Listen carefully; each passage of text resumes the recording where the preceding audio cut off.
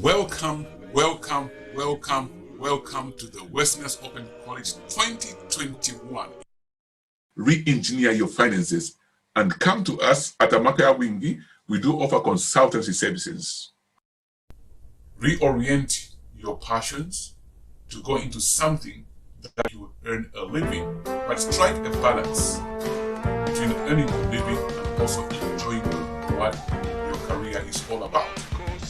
This is Cosmos. The second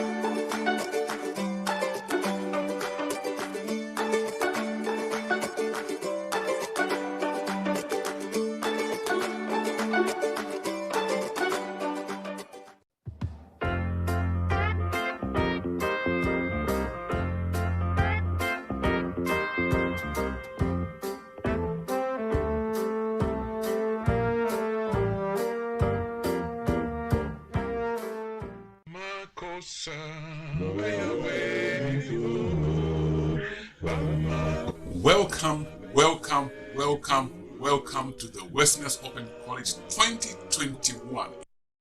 Re-engineer your finances and come to us at Amakaya Wingi. We do offer consultancy services. Reorient your passions to go into something that will make you earn a living, but strike a balance between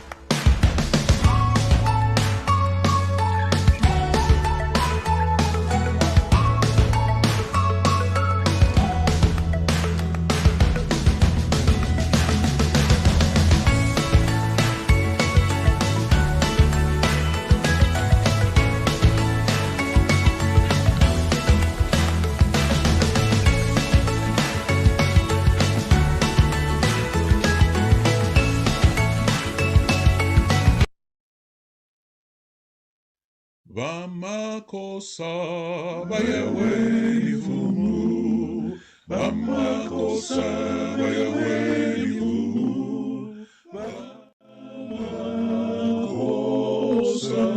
Vamakosa bayaweni fumu.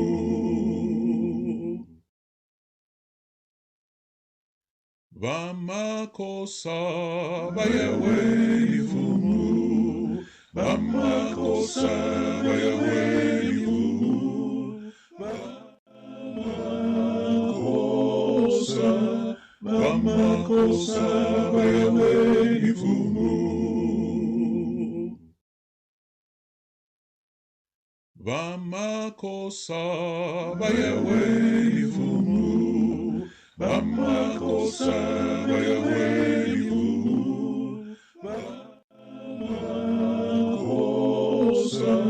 Vamakosa bayaweni fumu.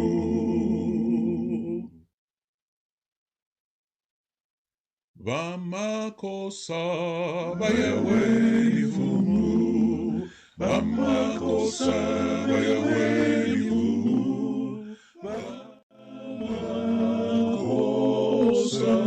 Vamakosa bayaweni fumu.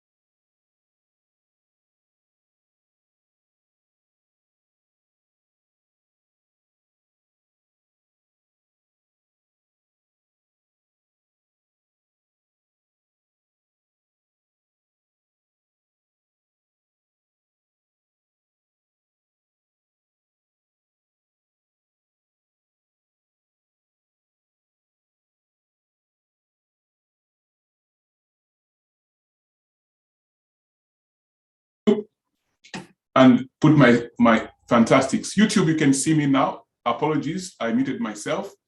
I rewind. Today is a very special day. It is on Saturday. This program was labeled Friday Seminar with Dr. John Lukomona because it takes place every Fridays, 7 p.m.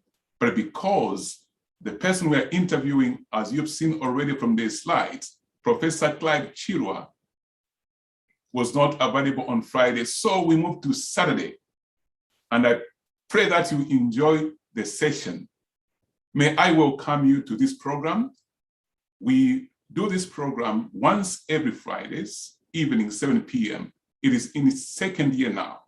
Why do we do this? We are on the platform of Amakaya Wingi, founded on 4 pillars, not in any particular order: education, promotion, linking, and innovation. Amakaya Wingi itself has been around for 15 years. It began with a few Zambians gathering together with a view to invest in Zambia. At that time, the theme was be an investor and buy back Zambia. Over many years, the platform has grown to Pan-African and also other friends of Africa. We've got the Britons, we've got the Indians, we've got the Chinese, we've got all partners on the platform, which is very good. It signifies the name of Amakaya Wingi, meaning power of many coming together to do business. That's a new meaning of Amakaya Wingi. I'm sure it's going to enter the dictionary. So today it fulfills one or two of these pillars: linking, innovation, and education, and in fact, even promotion. May I welcome those people on Facebook. If you want to share the information, please do so. I'll be sharing very soon. So you are coming to a platform where you learn. I'm always learning. You are coming to a platform where you'll be linked, a platform where you find innovative ideas and thoughts that can spur you on. And I trust that today will be that beginning day for you. For me, every day is a beginning day for new knowledge that can push me forward. And as you've seen already from the slides, we are linked with the Westminster Open College, Lokomana John University, and Amakaya Wingi, and many other partners that are on the platform. So today, without much ado, I would want to welcome each one of you. Here are the instructions. I'll be speaking to Professor Clive Chirwa. We'll be looking at the role of entrepreneurship in Africa. Should Africa look to entrepreneurs for our economic boom? Is there political willpower in Africa to support the move of entrepreneurship? We'll look at a case study of the democratic prowess of Zambia, 7th time, where transitions have taken place smoothly in terms of elections. But the core focus here today is, what is the role of entrepreneurship? And again, if you want to comment, you're very welcome. For those on Facebook, you can type in or you can be invited in. For those on Zoom, you can simply unmute yourself at an appropriate time and ask the question. But we're going to be having a chat for a few minutes with Professor Clive Chirwa. Then after some time, we'll open up for questions. And I believe that you are all ready. Professor Clive Chirwa, how are you, sir? I deliberately did not call you in the week so that it is also fresh to me like everybody else, because I'm keen to learn.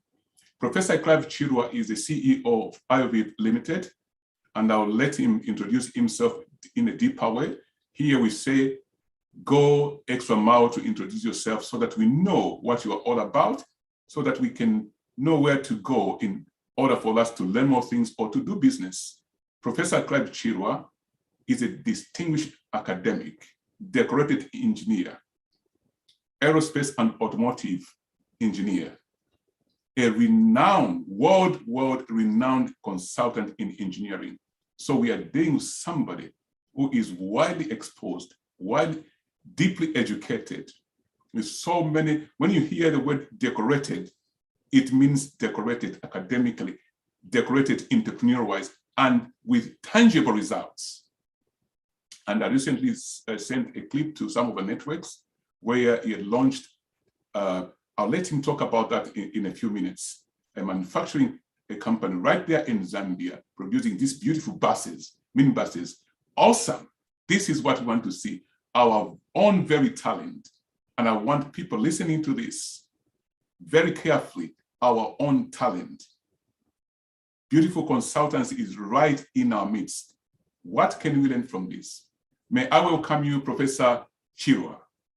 And I'd like you to introduce yourself about your family, your education, and then we can go into the discussion. Professor Clive Chirwa, welcome, sir. And thank you very much indeed. I hope everybody can hear me clearly. Very clear indeed, sir. Okay, good. Right. First of all, I would like to thank everybody on this platform, and especially for the Master of Ceremony for inviting me to this stupendous type of discussion. As I said earlier, many times in my life, you have already mentioned that education is extremely important. And I usually tell everybody that I am a professional student. Throughout my life, I learn, interpret, apply, and deliver. Those are the key things which I do when I'm learning something from other people, because everything which happens in the world has to be shared among the different people who are dealing in those particular areas. So let me now introduce myself. Of course, my name is Clive Chirwa. I was born in a small mining town in Mufulira. I went to Mufulira school from primary school all the way up to secondary school. Then after that, I left for Europe to come and do my Bachelor of Engineering, Masters, and PhD. First of all, from Zambia, I went to Russia, where I did my undergraduate. From there, I went back to Zambia. I started working for then Mechanical Services Department as an engineer. And within about a few months, I moved to University of Zambia and joined University of Zambia as a lecturer, grade 3. After that, I won a scholarship, a Commonwealth scholarship, to come to go to the United Kingdom to do my master's. And I did my master's, and after that, I completed my PhD in aerospace engineering at University of Cranfield, which used to be then as Cranfield Institute of Technology in Bedfordshire, just near Milton Keynes, for those who are familiar in those areas. Really, my CV is extremely long, and you'll find it on the internet everywhere. I don't want to go into it because it would take a long time, and we have time for discussions here today. So if you want extra information concerning the different areas I've participated in, I'll be very much indeed. You can ask me the questions and I'll answer in terms of doing exactly that, so that we reduce the amount of discussion and improve on our understanding. Thank you so much, Professor Chirwa. It's awesome to hear you speak. I remember the last time we saw each other face to face, it was either a community event or where you were being awarded in London. That's many, many years ago. Oh, yeah, that's good. That's many, many years ago. But we never really got down to sit and talk in detail. But I think everything has got its own time. And this is a beautiful time. Now, I want us to start looking at Africa. What hurts me a lot about Africa is the amount of educated people we have in education. And in my business, I do a lot of, employ a lot of people. And when I'm going through the records, I see these are beautiful brains, excellent brains. And an average African, I've discovered, Professor Chirwa, is that they have a business idea. There's no single African who has come to America having the platform, whom I've met in interviews or elsewhere, has never talked about how in their family they used to sell something to be able to make ends meet. Even those who had a lot of money, they still had something to sell. That told me that actually an African is a born entrepreneur. But my question is, what is the role of an entrepreneur in Africa? If Africa is well blessed with resources, Africa well blessed with all sorts of beautiful things that the Western world want to go and invest in. But why is Africa the way Africa is? So I want us to start from that point of view. Yeah. What is the role of Africa? Then we're going to go and look at what are the critical ideas should the African entrepreneur be looking at. And when I say African entrepreneur, I'm not excluding those who are foreign investors into Africa. I want us to start from home. Then we can go and see how we can do at par with those people who are coming to support us. Professor. Yes, and thank you. I mean, that's an extremely important question. What's the role of Africa? As I've understood it myself, and I'm in the process of actually writing a book, which is called African Globalization. And it will be coming very shortly. It will give you the different aspects of understanding how we can develop the continent using our own resources, using our own minds, and using our own ability, which we have accumulated and transferred to other countries rather than to Africa itself. So there are all these things which must be taken into account. When you look at Africa, it has got two what you call angles. The first angle is that you have these brilliant minds, brilliant intellectuals, and brilliant people who have got entrepreneurial skills, but cannot deliver for the continent. Now, on the other hand, you've got politicians who are there in order to produce or perhaps develop policies which can be implemented in order for the entrepreneurship to mature and become an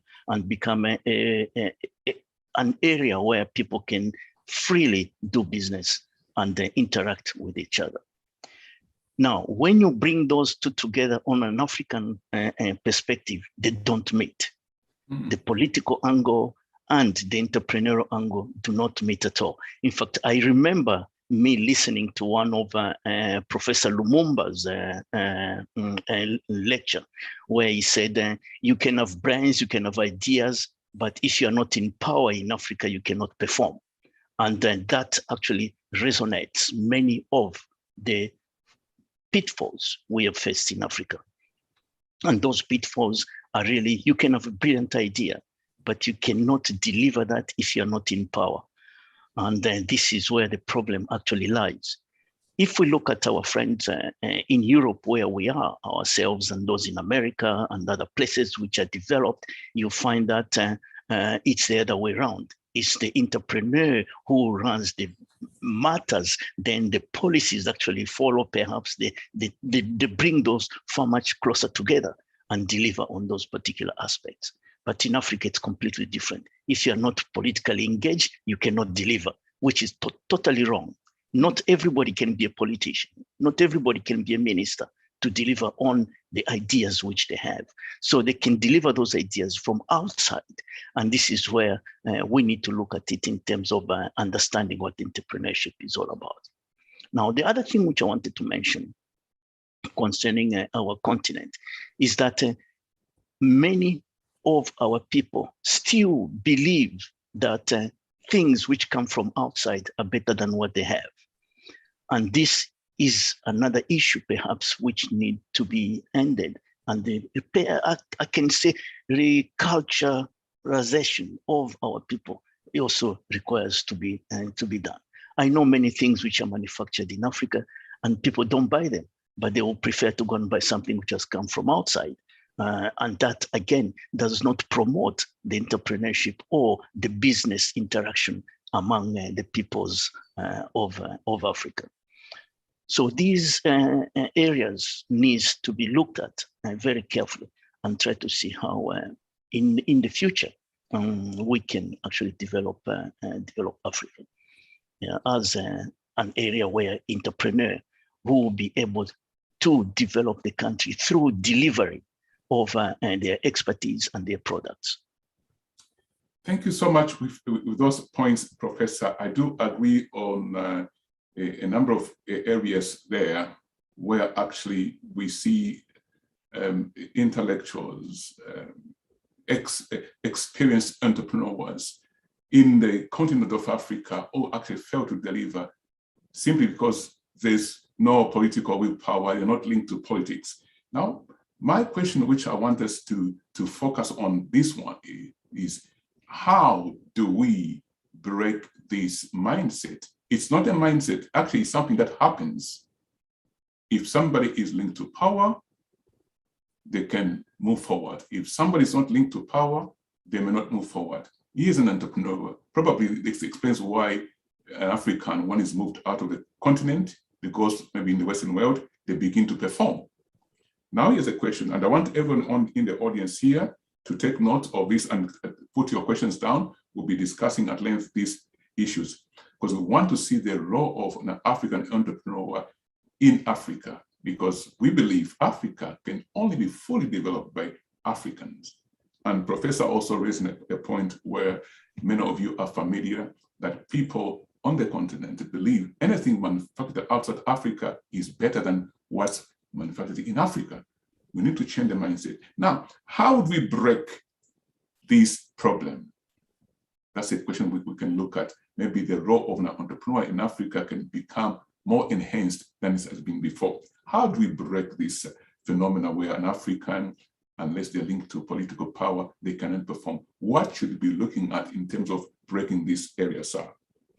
Yes, what I've noticed, I will talk, actually elaborate on this based on my experience, which I've had, especially in doing business in Africa, is that in many of the circumstances, once you become part of the elite within the political environment, then everything which you say is taken as a true something which can be delivered within that particular context, I can say.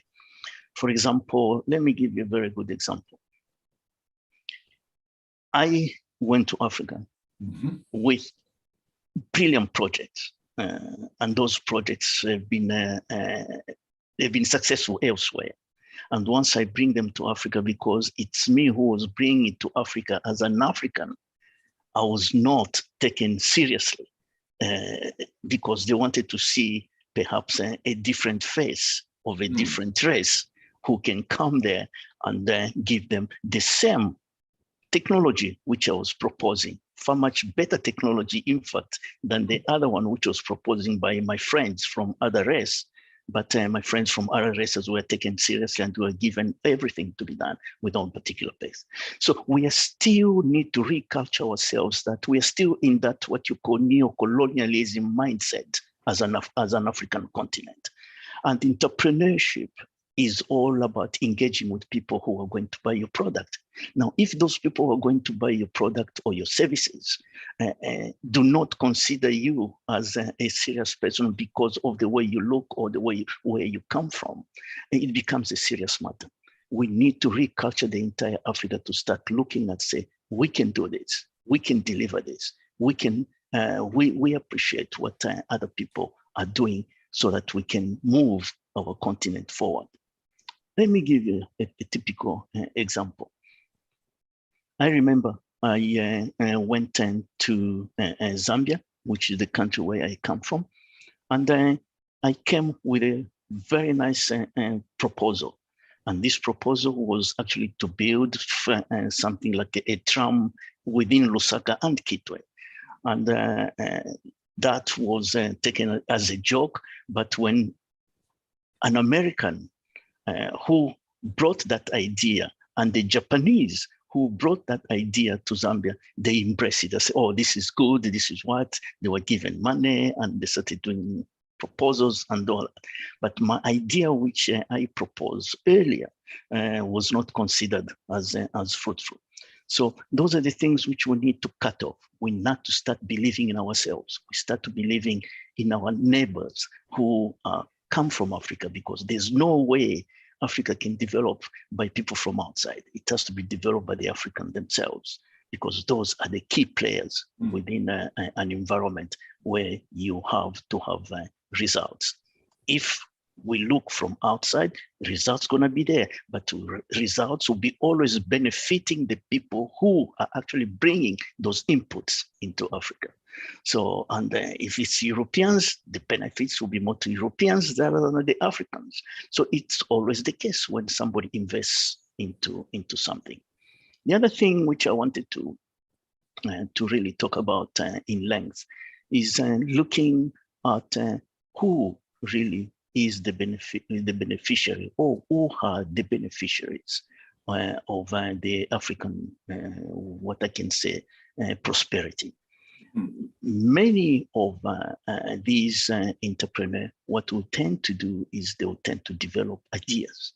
From those ideas, it will move into implementation.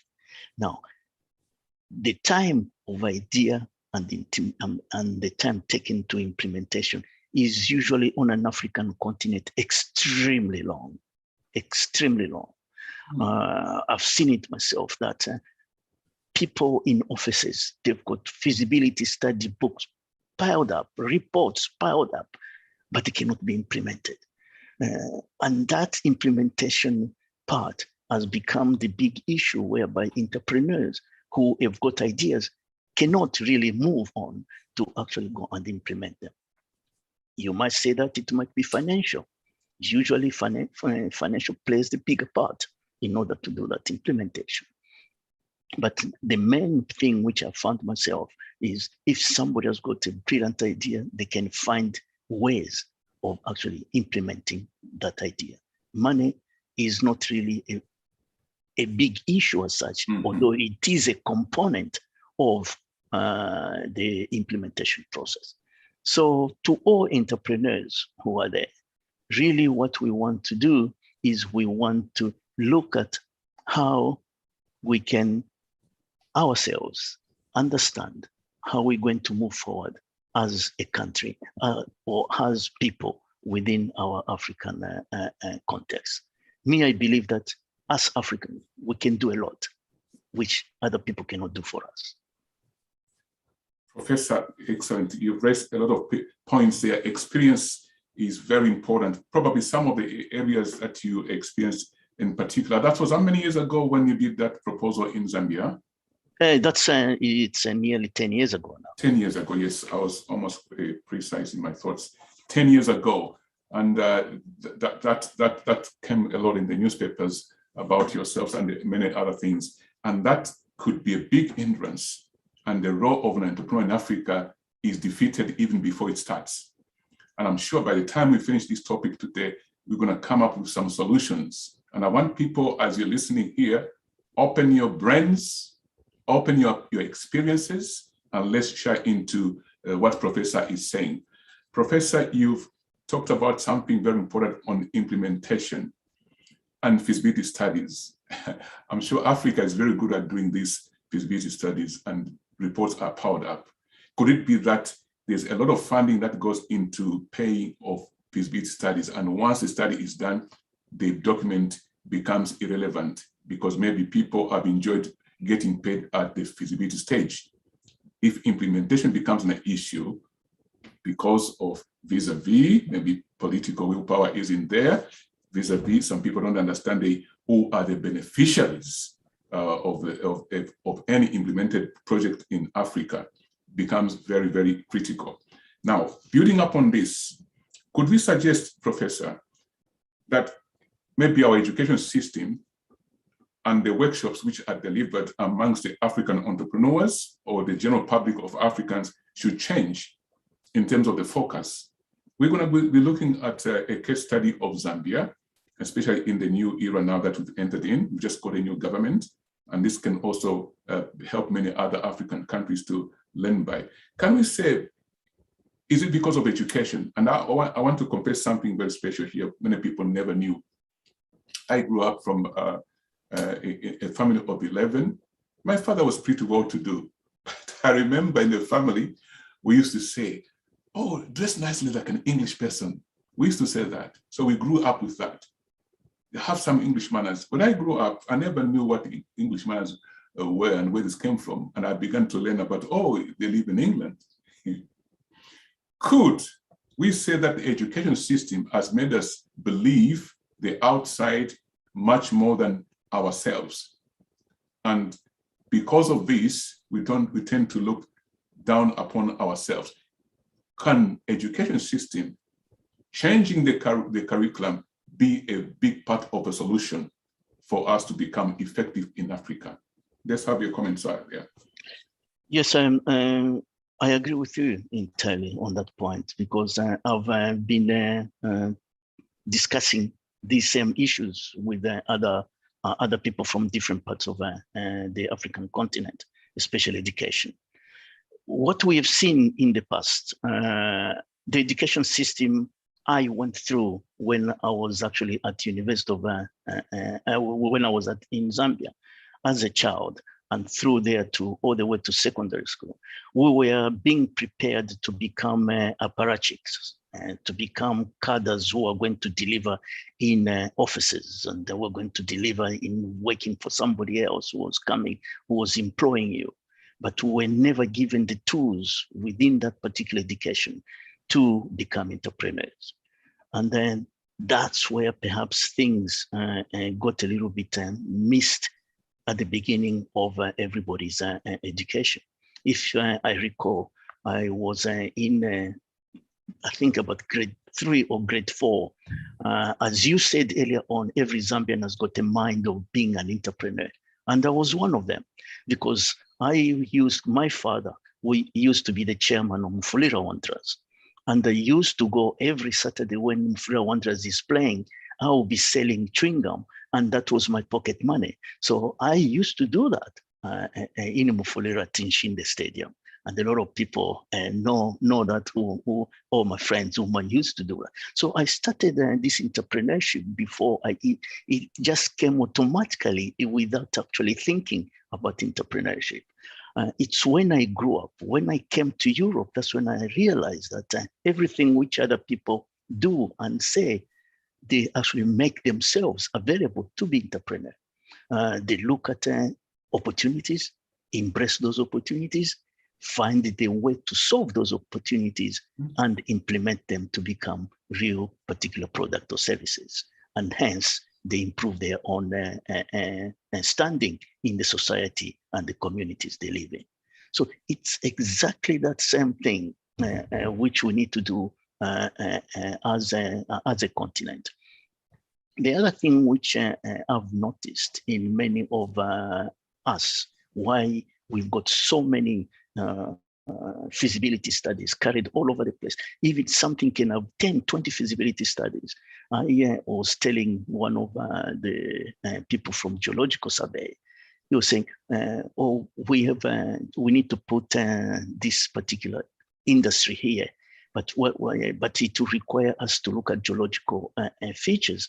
Then I told him, I said, those geological features are already there. You've done feasibility study, and I've seen the report. He said, no, that is not good enough. Things have changed. I said, come on. Nothing can change in geological terms. It takes millions of years for something to change. What do you need that for? Then he told me, he said, in a context of the Zambian context, I don't know about other parts of Africa, on the Zambian context, people would like to see what you call a project beginning from feasibility study. Otherwise, they will not implement that particular project. But I say, feasibility study has already been done. Why waste money on that when you can start implementing?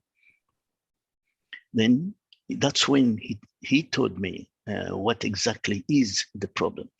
You see, many of us in Africa believe in what I call a primitive method of enriching themselves. And that primitive method of enriching themselves is the one which actually drives this particular part of extended period between feasibility study and the implementation, from the idea to actually having a product or service at the end of the day. So to eradicate that primitive method of enriching themselves, which in other words is called corruption, is really a big thing.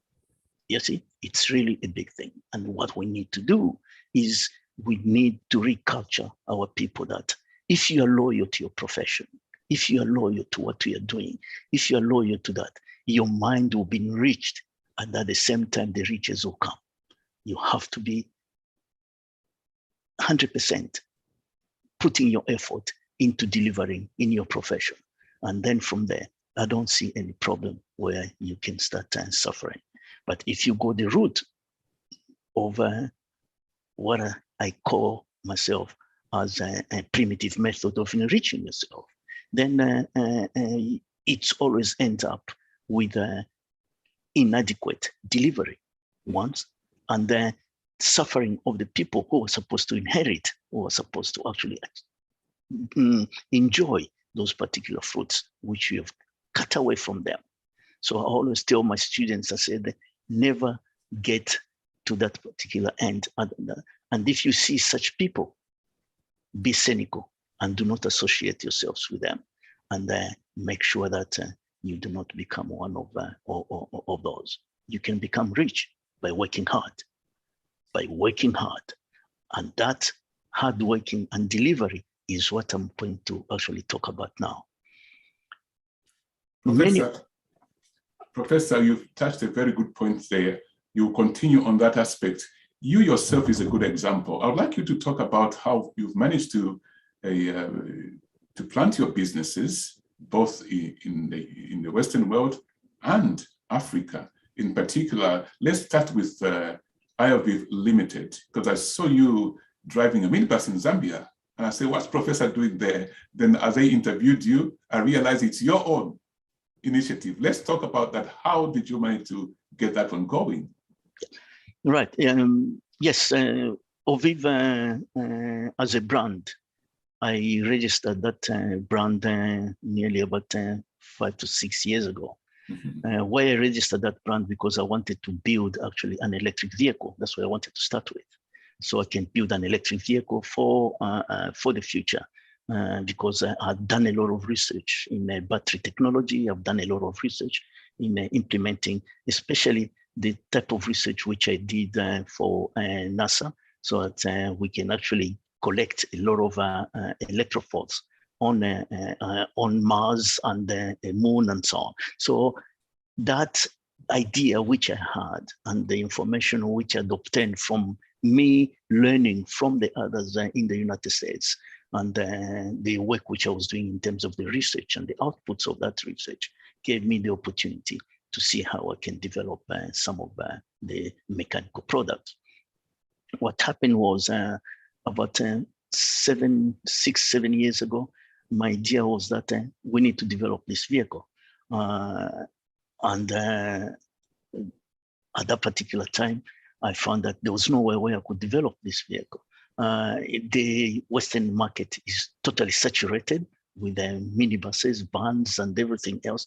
So if you bring a new brand into that market, then nobody will even look at it because they're not familiar with the brand.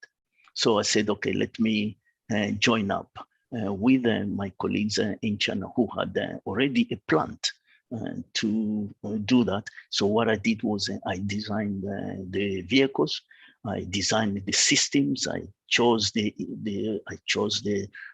what you call the supply chain, entire supply chain from first tier all the way to prime, which is ourselves.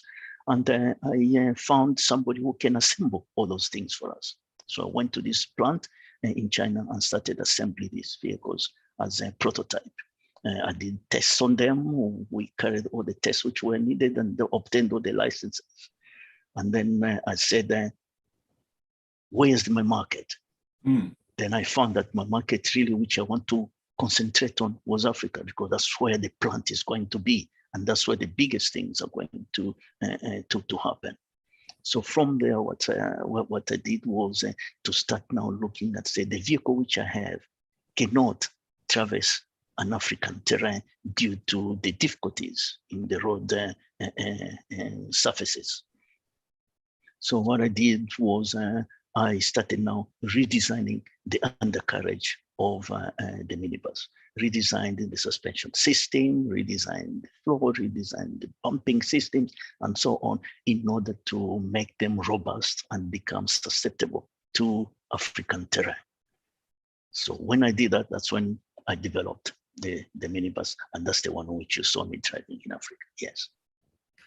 We are speaking to Professor Clive Chirwa, CEO of Alvid Limited. He's an accomplished and decorated academic and also the professor in aerospace and automotive engineering, a renowned consultant worldwide, a special product of Africa, born in Zambia, a Zambian. He now lives in the Western world, United Kingdom. This program, we're looking at the role of entrepreneurship in Africa. You as an African entrepreneur, what's your role? And we're looking at a number of hurdles that exist for an African to move forward within the continent of Africa with a view to find solutions in this discussion. And we just talked about his company and how he developed the minibus, which is now being manufactured in, is that Zambia, sir? Not yet, but we just going to start manufacturing it in Zambia. At the moment, what we're trying to do is to bring all the equipment to the yard in Mukushi, where it's going to be.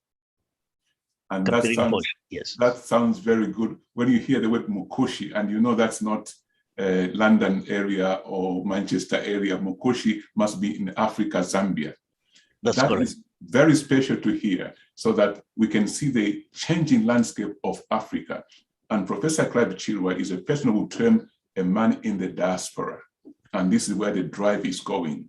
In Amakaya Wing, we promote the cooperation, partnership between the people in the diaspora and people on the ground in the main African continent. Professor, before I open up the questions to the people, I would like also to talk about, I saw you leaning forward on these nice little bottles and the glasses. Oh. And then I said, I can see Chirwa's name there. What's going on? Is that a birthday? Talk about that, sir. Oh, yes, that's my new project. It's not new as such. It's about 2.5 years old. About 2.5 years ago, a person came to me and said he's got this distillery which has been standing for quite some time. And then I visited it, looked at it. It was all dilapidated. The distillation system was not working. So what I did was I said, okay, I'll have it. So he sold it to me. I bought the entire plant.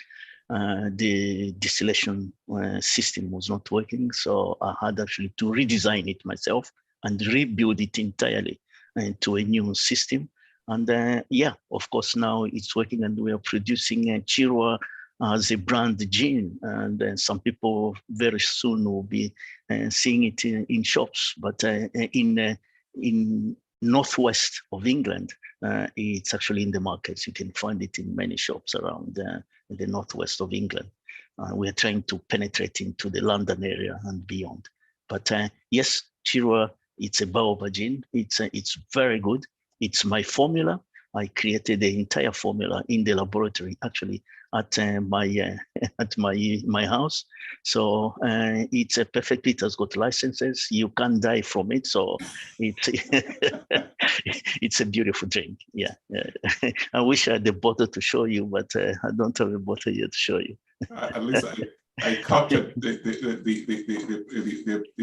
photo and it's on the slide here. People will be able to see it. Yeah, that's this right. program is being recorded. It's live on YouTube, as we are saying. And after this show, you can go back and listen to it again and again and several times. And I'm having a feeling we might have a part 2 of Professor Clive Chirwa, because many people don't know Professor Clive Chirwa that well. This man is loaded. If you hear NASA, if you see some of the planes which fly, Professor Clive Chirwa has a hand in it. And that's another topic on its own. So, Professor, I would like to allow the people who are listening right now, in particular those on Zoom, to give you ask some questions, and then we'll continue. I can see when you're enjoying a good topic, time flies. I didn't realize time is going like that. Professor, before people ask you a question, I've seen some similarities between you and me already. Do you know at the time when your father was chairman of Mfulia Wanderers? Yes, yes, I know. It's in the 70s. Yes, my father was chairman of Quito United Football Club. You must be joking. I'm telling you, when Godfrey Kachitalu was at the peak. Yes, during that particular time too, yes. That's right. My father in 71 sold him to Cabo Warriors because Cabo Warriors wanted him. They said, no, we want him. Yeah. Fantastic. We might have seen each other without realizing it. Yeah, because I mean, yeah, my father, without my father, there will be no Zumu Njovu. Without my father, there will be no Kalusha Bwalia. Without my father, there will be all those his players who played for him. The Nkole brothers, Abraham, everybody. Yes, we know those ones. Exactly. Yes. Yeah. Wonderful connection. I had a chance to meet. This is amazing. It is amazing. Yeah. I would say without my father and the team around him, there would have been no Godfrey Kachitalu, because he was very, very good, as I know, but he was not as disciplined as he would be. So people weren't playing him. My father said, I'm going to start playing this young man. And the rest is good history. Yes. Professor, let me allow people to ask questions. If you want to ask a question, we are open now. This is the second part within this program. I hope we can squeeze it in. I'll go by the questions, the people I see on the Zoom. If you are ready to ask a question, I'll call out your name and you can quickly ask your question. Can you unmute yourself? This question goes to David Simukoko. You have a question? Unmute yourself. Are you able to? Thank you. Good afternoon, Professor Chirwa. Yes, good afternoon, Mr. Simukoko. Yes, Mr. My question. My question is that your son behind you, or who's my behind wife. you? Oh, your wife. My yeah. wife. She's very pleased to see you. Sure, yes. Thank you. You talked about Africa having people with brilliant minds but cannot deliver, and also having politicians who come up with policies, yet the policies they can only go as far as the places where people are supporting them. I've seen it here in Kitwe, whereby we have third marks in third loads in places like shunt places, whereby people who are living in Riverside and Cass, we have really bad loads. Yeah, and then you tell a politician to say, well, why are things like that? They'll tell you, this is where we are getting votes from. We don't have much people supporting us in Riverside, much people in parklands. We have people in places like Kapoto. We have people who are supporting us from Kwacha, and then that's where we're going to do loads, and that's what we are going to deliver. So how can we shift from such a place, like where, like, I think it's an African problem, whereby it's not just here in Zambia, everywhere else in Africa, where for as long as it's a democracy, that's how things are done. So how can we shift as a continent from such kind of development, which is commanded by politicians and not the business world? How can we shift from that? Thank you very much indeed for that question, Mr. Simko. Yeah, you have touched on a very good point, and I'll tell you why you've touched on a very good point. I experienced it myself. I came with a brilliant idea. In fact, people called me to come and help my country. I came, they brought me to Zambia Railways. I planned everything to deliver everything. But what I did not realize is that I do not have power, because I do not have power to deliver what I came to deliver. So I could not implement my ideas. If you recall, I could not implement the plan which I had for Zambia Railways, and today Zambia Railways is even worse than when it was in 2012 when I came in, because of the people who wanted to get money out of the company, and I refused to them. I stopped them to get money out of the company, and because of that, I was actually blacklisted, and they started persecuting me. And this is where the problem is. We need to change our mindset in order to deliver. And I know in Kitwe, because I was in Kitwe myself, because I taught at Copperbelt University in 2013, if you remember, or perhaps you can't remember, if you've heard of that. Yes, I was at Copperbelt University, and I know exactly, Kitwe, what you're talking about. In many of the aspects, people do not understand that delivering in a democracy must be worldwide, must be across the spectrum. That means it must be even your enemy, where you've got no votes, you must actually deliver in those particular areas. This mindset needs to be eradicated. Otherwise, there will be big problems whereby, at the moment, as we see, we are not moving forward. We're not moving forward because ideas are being muted from the people who are supposed to do that particular job perfectly with their expertise and so on. And those people who have got no expertise, they've got no knowledge, are pushed forward in order for them to to enrich themselves, as I said earlier on, enrich themselves in a corrupt manner. And that's what we need to eradicate. And I believe you that if that is done and the solution is found in terms of reculturing ourselves, then we'll be able to achieve things to a great extent. Zambia is a very rich country, extremely rich country. We are talking today of a 12 million debt. 12 million debt is nothing. A small company in Europe makes that particular money. Why is the country suffering on a 12 million debt when it can actually have that money made in 2 or 3 months from a single company? So these are the problems which we are having. We should not be crying. We should actually embrace everybody who has got ideas to come and deliver those ideas and deliver those solutions.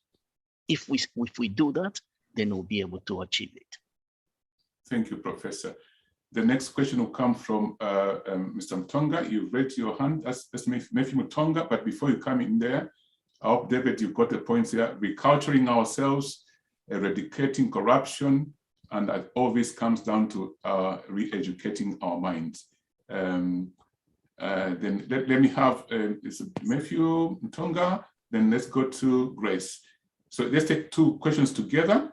Matthew Mtonga first, then Grace. Is that Grace Situlo? Okay. Mtonga, go ahead. Yeah. Good afternoon, everybody. And hello, Professor is disappeared. Or is it? Is there a professor there? No, I'm here. Yes, You I can hear you. because Yeah. you're not on my screen. That's why. Yes, I wanted to see you first. It's been a long time since we met last time. I That's think you were correct. in Sheffield last time. I think you were trying to get into political arena, and if you would go to the question straight, we have not very much time left. Yeah, that's where the question is coming from. Okay. So, have you got any intentions of going back into your political career, or have you given up altogether? Just before I finish, I've got another question. The second question is... Let me give guidance, Matthew. Let me give guidance again to people asking questions. Yeah. Ask the question first on the topic. Yeah. We are on the role of African entrepreneurship in the role of entrepreneurship in Africa. I want to focus on entrepreneurship. So if we can hammer questions on entrepreneurship, that'd be very good. There will be a part 2. I'll negotiate with Professor so we can go into a wider topic. All right, we'll cancel that one. So I want us to focus on entrepreneurship. So let's talk about entrepreneurship. That's the next question. We'll take 3 questions in a go, then Professor will ask. Okay, let's be sharp. Continue, Matthew. 3 goes, 1 question from you, 1 question from Grace, 1 question from Walter, then Professor will answer together. Thank you very much. Go on, Matthew. All right. Professor, since you are planning to build a plant in Zambia about vehicle manufacturing and all that, are you planning to involve the local investors, or is this all solely your own venture which you are entering into? Okay, then the next question from Grace. Professor, you can write those questions. Yeah. Grace, unmute yourself. Good afternoon, Doctor. Thank you very much, Professor. Actually, I have 2 questions. I'll be quick.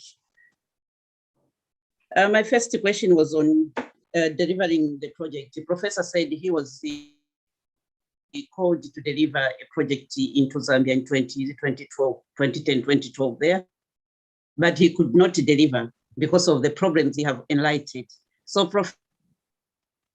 Professor, did you go back to the people who called you and tell them the problems you faced, why you could not deliver? And if you did, what was their response?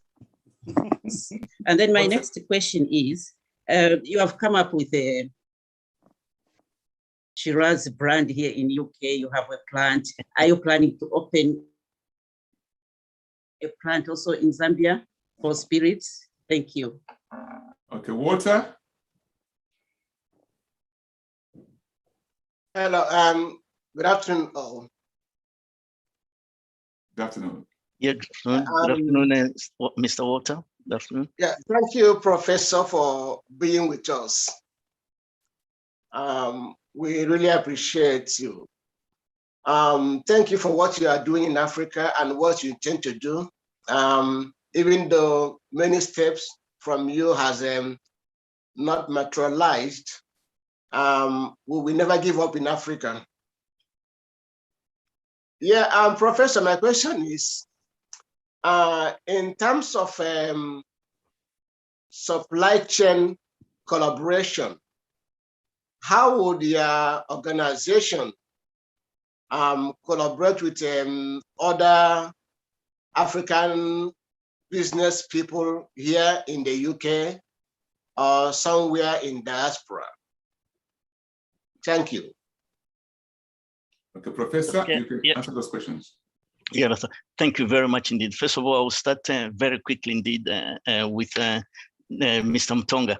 Yeah, Mr. Mtonga, if you recall, why I was pushing the political angle at that particular time was actually to solve the Zambian problems which were multiplying. It was nothing to do with being a politician. I'm not a politician. I'm an academic. I know that. Right. Now let me answer the second question. The second question to you, which is the local investment. Yes, the Oviv motor plant, which is going to be in Zambia, will be solely invested and money brought in by Oviv Limited. Why? The reason we are trying to do that is that in Zambia, although you can have investors, but the money or the funding is extremely difficult to get. It's because of the high interest rates. So it's very difficult to get that. But we are going to have money from Oviv with its investors, where we have been dealing with manufacturing vehicles in the past. So that is one of the areas we're going to actually do it.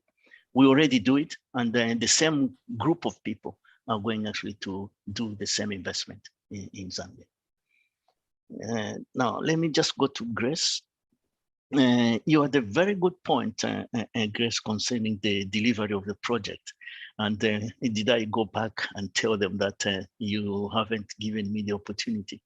Let me start, first of all, by just informing you, perhaps you did not know this, that when I was called at midnight, I was actually in Japan.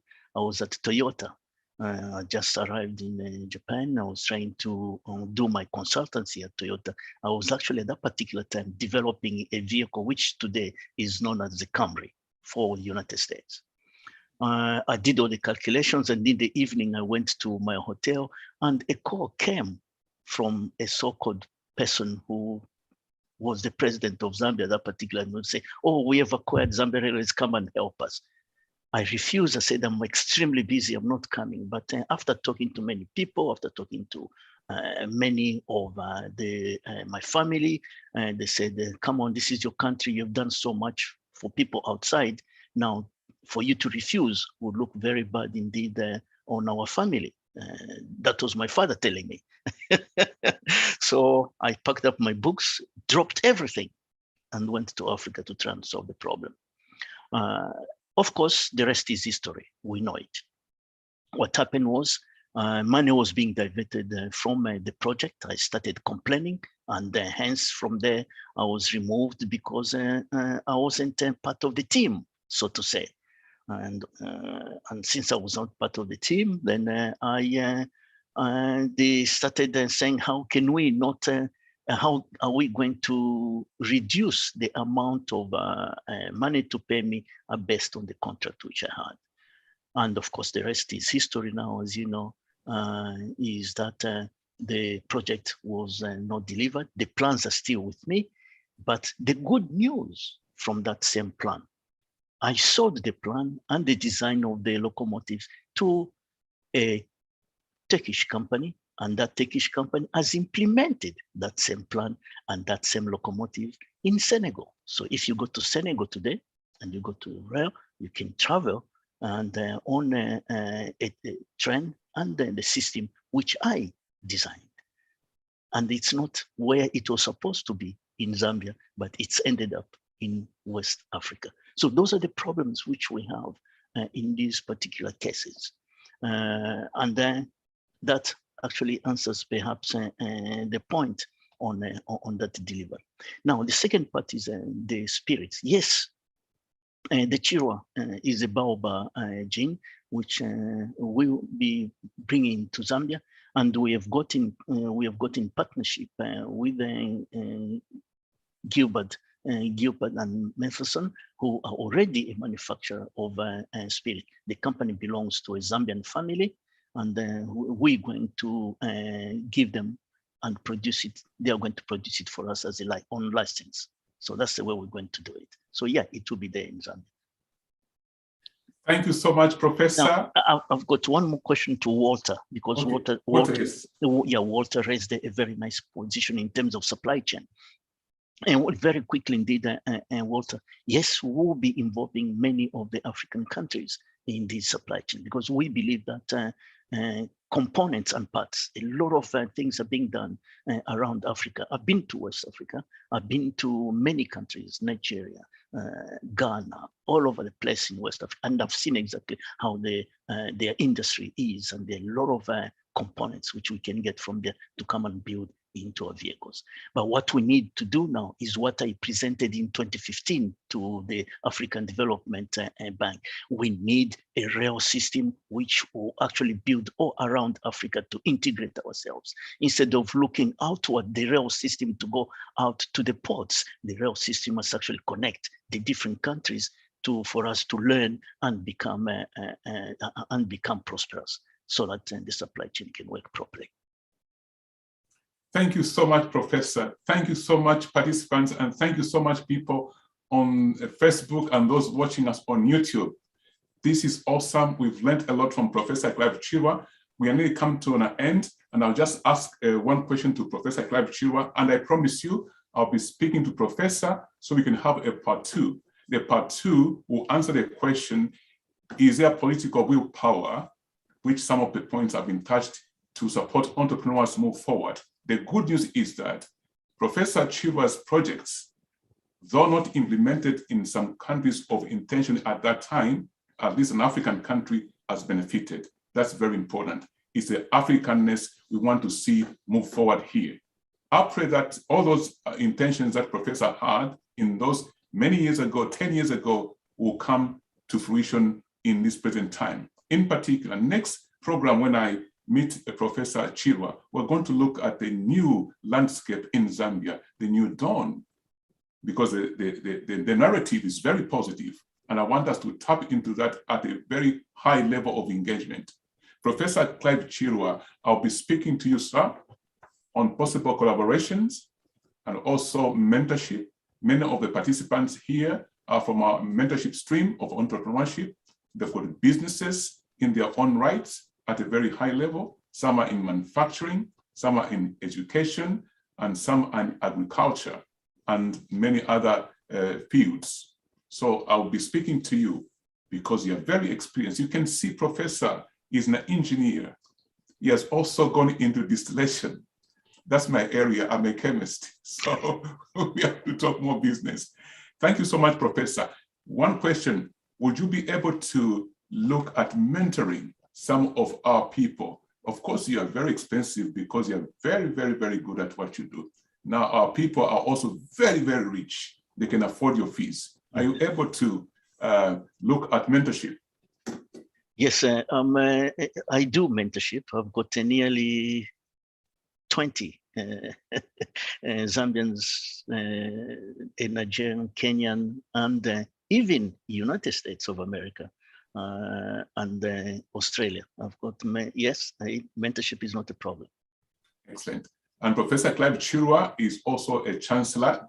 The university is in Zambia. So would you like 1 minute to talk about that one?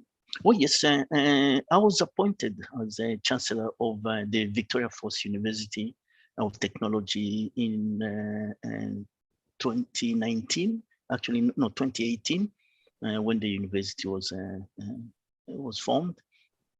And since then, it has moved quite a lot of graduates. The ethos, or perhaps of the whole university, is to build technology, to create all the different aspects of technology for the Zambian environment. What the university does, it produces graduates ready to go. And what I mean by ready to go is ready to go into industry and do the exact what they've been taught at university. In many of the university, they teach them a lot of theories, but we have put a lot of practical applications into their work. If it's teaching, we are directly into those schools, taking our students directly into those schools which we have around the university. If it's in engineering, where ITC, we have all these computers which we're building, and a lot of students are going out and building computers now. They're lighting a lot of algorithms. New people in Zambia today are benefiting from this university. So yes, I'm very proud of the Victoria Falls University, to tell you the truth, because it's one of the upcoming university. Now this is the 5th graduation which we had this year, and plenty of students are coming through.